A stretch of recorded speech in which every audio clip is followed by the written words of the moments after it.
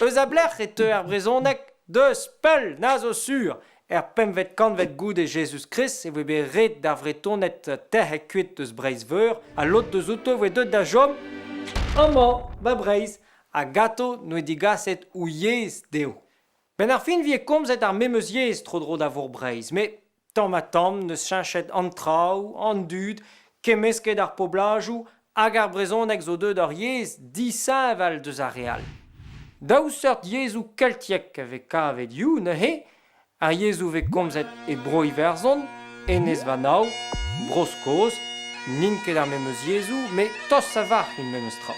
A deus an tual, ar yezou ve komzet e bro gembre, kerneveur, a breiz, ar yezou keltiek pe vel ma velar de huto.